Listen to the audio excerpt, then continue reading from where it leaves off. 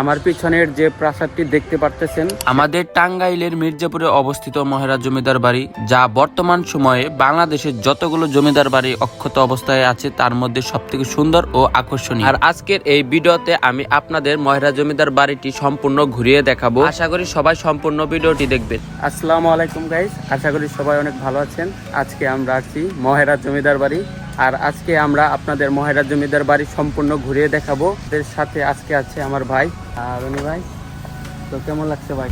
অনেক ভালো লাগছে। আসলে এই জায়গাকার টিকিটের মূল্য হচ্ছে 100 টাকা জনপ্রতি, আর এটা সম্পূর্ণ ডিটেলস আমি আপনাদের বলে দিচ্ছি। মহেরা জমিদার বাড়ি, যেটি আমাদের টাঙ্গাইলের মির্জাপুরে মহেরা গ্রামে অবস্থিত, যা বর্তমান সময়ে বাংলাদেশের যতগুলো জমিদার বাড়ি অক্ষত অবস্থায় আছে তার মধ্যে সবচেয়ে সুন্দর ও আকর্ষণীয়।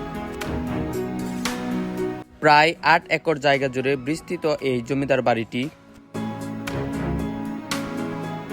মহেরা জমিদার বাড়িটিতে মোট 3টি বড় প্রাসাদ রয়েছে। প্রাসাদগুলো হচ্ছে চৌধুরী প্রাসাদ, আনন্দ প্রাসাদ এবং মহারাজ প্রাসাদ। এখন দেখতে দেখতে আমরা মহেরা জমিদার বাড়ির ভিতরে চলে এসেছি, সেটা আপনাদের দেখাবো। এটা হচ্ছে মেবি চিড়িয়াখানা। রাস্তাটা আসলে অনেক সুন্দর লাগতেছে আমার কাছে, আপনাদের কাছে কেমন লাগবে? এখন আমরা চিড়িয়াখানায় যে আমি আপনাদের দেখাবো।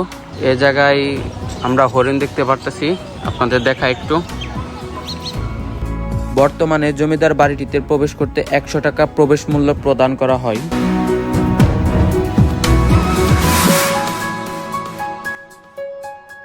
আমার পিছনের যে প্রাসাদটি দেখতে পারতেছেন সেটা হচ্ছে মহারাজ লজ।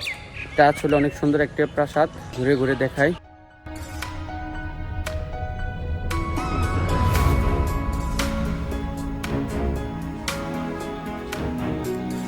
আমরা আসলে ভিতরে এসে একটা জিনিস লক্ষ্য করলাম, সেটা হচ্ছে যে এই জায়গায় একটা পুকুর আছে, পুকুরে মাছ ধরতেছে।